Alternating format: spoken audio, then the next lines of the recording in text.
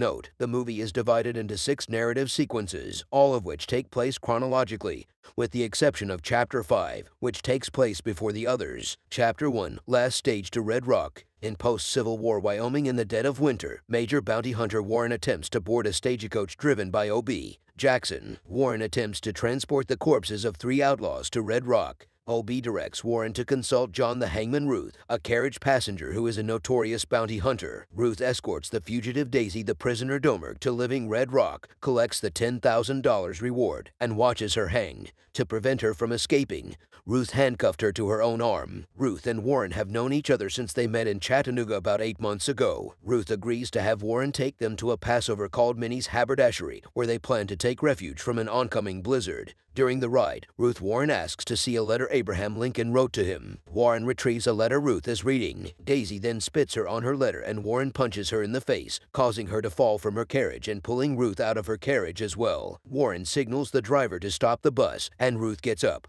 Warren gets out of the carriage to find the letter and throws snow in Daisy's face. The driver sees another man on the street. Ruth, suspecting Major of colluding with Daisy or the new man, has Warren handcuffed. Chapter 2, Son of a Gun. They are approached by Sheriff Mannix, who is about to hitchhike a ride to Red Rock. He says his horse stepped into a snow pit and recognized Ruth and Warren, but not Daisy. Ruth told Warren that Mannix was the youngest son of the leader of the Mannix Raiders, a group that terrorized South Carolina after the Civil War. Mannix refuses to wear handcuffs and insists on boarding because if Ruth causes his death, he will be charged with murder. Ruth reluctantly allows Mannix to ride with them, but uncuffs Warren and lets Mannix carry the gun for the rest of the ride. Ruth knows Mannix will never work with Warren, who is notoriously racist. In the carriage, Mannix said he would buy dinner and drinks for the two at a haberdashery. Ruth says she will not drink or break bread with rebellious apostates. Mannix says, "It sounds like you're going to have to grind an axe about this," and Ruth says there's no reason to terrorize people, especially emancipated blacks. Domergue says she supports things like this. Mannix says Ruth has been misunderstood by Union newspapers. Mannix asks Warren if Ruth knows how famous Warren used to be. Warren's answer is no. Mannix asks if Daisy knows Warren. She says she knew there was a huge bounty on Warren's head when the Confederates put his $30,000 on it. Warren's bounty was down to his $5,000,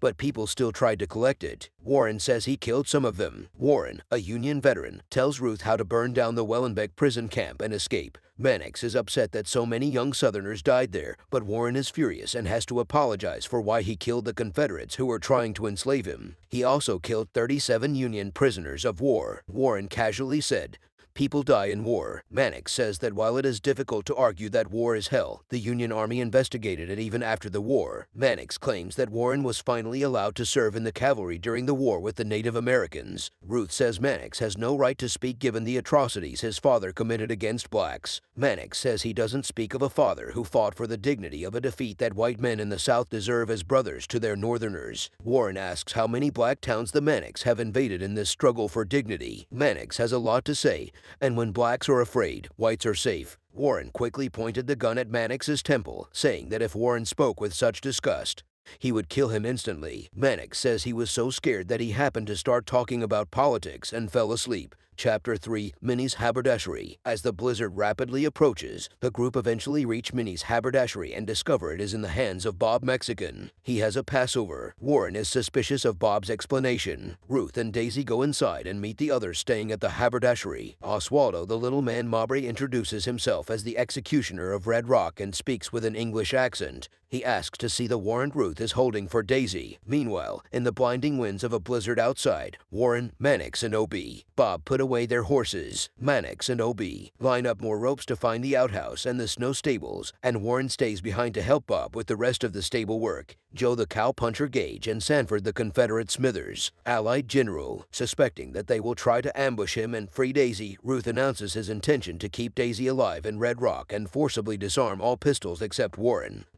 Over a hot stew dinner, Mannix teases Warren about a letter from Abraham Lincoln, saying it's not possible that Warren was friends with Abraham Lincoln. Ruth says she is indeed telling the truth, but Warren reveals it to be a lie. Mannix and Daisy laugh. Ruth spitefully throws the stew in Daisy's face. Upset and distrustful of Warren, Ruth says what people are saying must be true, that black men can't be trusted. Warren asks Ruth if she hurt her feelings, and Ruth replies yes. Warren counters by saying that Ruth does not understand what it is like to be a black man in the face of America. Ruth says it's still a dirty trick for him. Warren points out that this allowed him to sit in Ruth's stagecoach. Mannix says the letter was of no help to him. Daisy says she will spit, and Mannix congratulates her. Warren brings Sanford some food and asks him to join in. Sanford says yes, and Warren puts the gun on the side table next to Sanford. As son Chester Smithers killed him in retaliation for trying to kill him. Warren taunts Sanford with humiliating details of his son's death, claims he was forced to march naked through the snow for over 2 hours, and performed fellatio on Warren before dying. Sanford reached for his gun and shot Warren, but Warren quickly drew the other and shot Sanford dead, much to Mannix's dismay. Chapter 4. Domerg's Got a Secret. Mannix says the letter didn't help him. Daisy says she will spit, and Mannix congratulates her. Warren brings Sanford some food and asks him to join. Sanford said yes, and Warren put the gun on the side table next to Sanford. Warren taunted Sanford with humiliating details about his son's death, claiming he was forced to march naked through the snow for over 2 hours and perform fellatio on Warren before dying, grabbing a gun and firing at Warren. Warren quickly drew the other and shot Sanford dead, much to Mannix's dismay. Mannix pours himself some coffee. As Mannix was about to take a bite, Ruth suddenly vomited blood on the table. Obie also throws up blood, falls on all fours, and repeatedly vomits more blood. When Daisy taunts her dying Ruth, she tries to kill her, but she grabs his gun and shoots him. Ruth and Warren give Mannix a spare gun, stating that they couldn't have poisoned the coffee because Mannix was going to drink it himself. He goes on to explain that the stew they ate was made by Minnie that morning, so something must have happened to her. I ask. Warren then explains that Bob's story about Minnie trusting the place because he hated Mexicans is not true. He also finds dried blood stains on one of his armchairs and hypothesizes that Bob murdered Minnie. But Bob was playing the piano at the time, so he knows it wasn't Bob who poisoned the coffee. He shoots Bob dead, knowing he helped kill Minnie, but is shot by a shadowy gunman on a ledge under the floorboards. Mobley then pulled out a gun and shot Mannix, hitting him in the thigh before the latter shot him back, hitting Mobley in the stomach. Chapter 5. The 4 Passengers. Earlier that morning, a stagecoach with 4 passengers arrives at Minnie's haberdashery. Bob, Mobley, Gage, Jody. Driving them as Judy, the bubbly, sassy Six's horse from New Zealand. They meet Charlie in front of Minnie. Charlie, a black man, is outside and helps the driver drive the horse, then drives. Judy guides the passengers and introduces Minnie his mink. Minnie is a happy black woman, probably in her 30s, cooking with Gemma, a black woman. She is seen with 2 older white men, Sweet Dave and Sanford, who were previously seen playing chess by the stove. The crew chatted for several minutes before violently slaughtering everyone in the lodge, leaving only General Sanford alive. Charlie comes from outside just in time to see the carnage and is shot by Bob at the door before escaping outside. In Spanish, Mobley asks if Sanford should be kept alive to make the environment look more alive. They agree to try, and Jody talks to the old man while the crew begins cleaning up the mess the massacre left behind, and shot him in the throat with a shotgun while pleading for his life. Jody explains to Sanford that she is preparing to ambush Ruth in order to save Jody's sister Daisy, and that if he agrees to remain silent about their plans, they will not kill him. Sanford agrees, and all the bandits prepare for Ruth's arrival. We dumped the bodies in the well,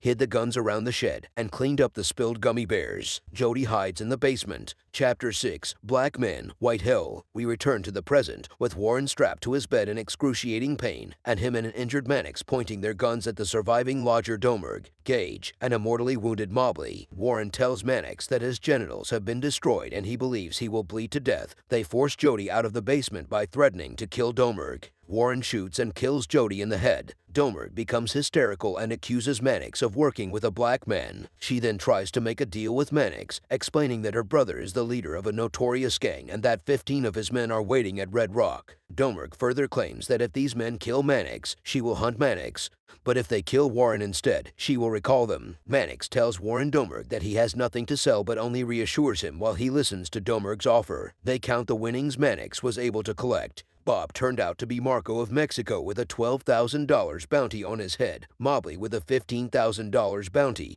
and Gage has a $10,000 bounty on it. Domergue explains that the gang waiting in Red Rock will kill them, so if you kill them, you won't be able to collect the bounty. Increase. If Mannix wants to protect the town as sheriff, she should save her life. Warren shoots Domergue in the leg. Hickox tries to convince Mannix that if Mannix kills Warren, she can forgive him for what he has done. Warren shoots Hickox in the leg. The scene is then interrupted when Gage reaches for the pistol he had previously hidden under the table. Mannix and Warren shoot him. Warren attempts to shoot Domergue, but his gun runs out of bullets. Warren demands a gun from Mannix, who smiles and sits down. He asks his Domergue about the offer. He kills Warren. They wait 2 days and then take Oswald and Gage's bounty. Mannix asks about Jody's bounty as it is worth $50,000. Warren asks Mannix if he's trying to make a deal, and Mannix says he's just talking. Domergue says he is greedy and that Jody has a child, so he must take this body. So Mannix runs the term over again before looking back at Warren. He turns his back on his Domergue and says there is no arrangement. Domergue says he has made a big mistake and the gang will come and kill him. Mannix says that to be afraid one must believe that 15 men existed, but he does not. Warren laughs. Mannix says Douglas poisoned his coffee and points out that Domergue didn't say anything when he wanted coffee, indicating that she didn't care about his life. Says she's a liar and says only what she needs to say to avoid hanging. He says he suspects the remains of Jody's gang are dead on the ground. Domergue replies that Jody is leading an army of men,